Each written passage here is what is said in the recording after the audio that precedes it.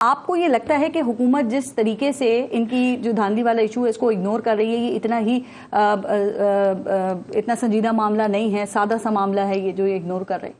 نہیں، دھاندلی جو ہے وہ ایک سیریس مسئلہ ہے، لیکن اب یہ ہے کہ اگر پاکستان کا ٹرینڈ آپ دیکھیں جو ٹریبیونلز کے اندر ہے، جو جیتنے والا ہے وہ لمبا کرتا ہے اور جو ہارنے والا ہے اس کی کوشش ہوتی ہے کہ میں اس کو جلدی ایکسپیڈائٹ کروں، اور اس کے اندر جو رول ہے وہ آتا ہے ہمارے ٹریبیونلز کا۔ 2017 کا جو لا آیا اس کے اندر ایک میجر ڈیولپمنٹ یہ آئی کہ آپ نے ہائی کورٹ کے ججز کو جو ہے وہ اس ٹریبیونل کا ممبر بنایا، اس کے اندر 180 دن کا ٹائم دیا، اور اس کے بعد ان کی اپیل جو تھی وہ سپریم کورٹ آف پاکستان کے اندر تھی۔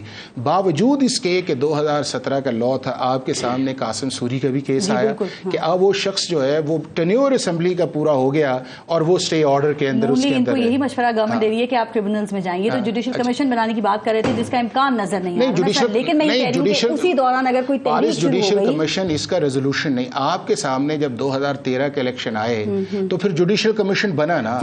اچھا، جوڈیشل کمیشن نہیں، میں آپ کو جوڈیشل کمیشن آپ کو سسٹمک ایشوز پہ آرگنائز کے اوپر جاتا ہے۔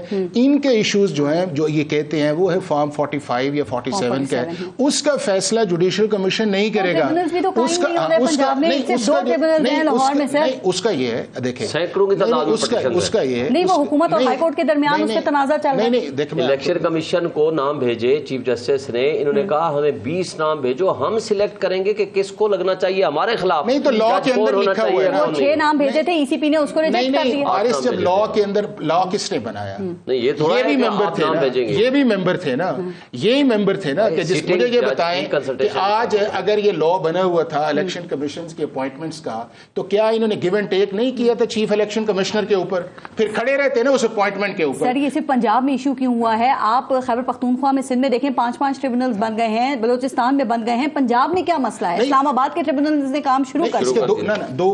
ایک یہ آیا ہے کہ جب وہ آؤٹ گوئنگ چیف جسٹس سے وہ ایک کر کے گئے، اب اس کا دوسرا پروسیس ہے، اب اس کے اندر ایک ریزولوشن کیا ہے؟ ریزولوشن سے یہ ہے کہ یہ ہائی کورٹ کے اندر چلے جائیں اور یہ جا کے کہیں کہ جی یہ لا کی کمپلائنس ہے، اتنے بندے لگنے چاہیے۔ اور اچھا سر یہ بتائیں، اسلام آباد ہائی کورٹ نے جو کام اب شروع کر دیا ہے، ظاہر ہے انہوں نے فارم 45 بھی منگوا لیے ہیں، تو آپ کو لگتا ہے کہ رزلٹ تبدیل ہوگا؟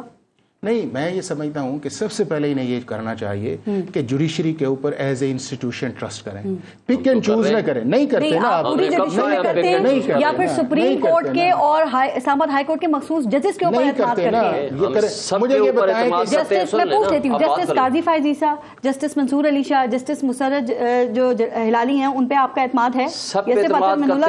جو فادر آف دا جوڈیشری ہے، اور ان پہ کیوں نہیں؟ مجھے جو فادر آف دا جوڈیشری ہے پورے ملک پورے ملک کا جو بھی ہے۔ حافظ صاحب کیا چاہتے ہیں جن کو سپریم کورٹ کے 5 ممبر بینچ نے کہا کہ آپ عمران خان اور ان کے مقدمات نہ سنا کریں، کیا وہ آرڈر لیگل ہے؟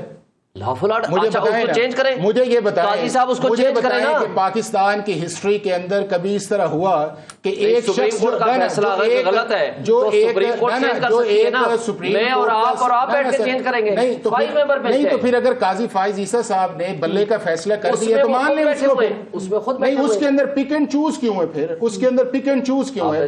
یہی وہ پرابلم ہے۔ میں آپ سے گزارش کروں، جوڈیشری ایک قاضی صاحب بیچ میں بیٹھے ہوئے ہیں، سر منع کیسے کیا جا سکتا ہے کسی جج کو کہ جو متعصب ہوگا وہ منع ہوگا، جو پریجوڈس ہوگا آپ جس کو کہیں گے وہ متعصب ہے۔ ہم نہیں کہہ رہے، جج کہہ رہے ہیں، ججز نے کہا ہے، میں آپ تو نہیں کہہ رہے۔ بندیال صاحب کے دور کے اندر 22 کے متعلق کہی گئی، وہ جج پیچھے ہٹا، اسی فیصلے کے اوپر اعتراض کر رہے ہیں۔ ہٹا پیچھے، بتائیں اعتراض کرنے کے لیے ضروری ہے حافظ صاحب، ایک منٹ بات مکمل کریں۔ حافظ صاحب کو چاہیے یہ پٹیشنر بنے، اس فیصلے کو تبدیل کرائیں، جب تک وہ فیصلہ موجود ہے کوئی بھی شخص لافل ہے۔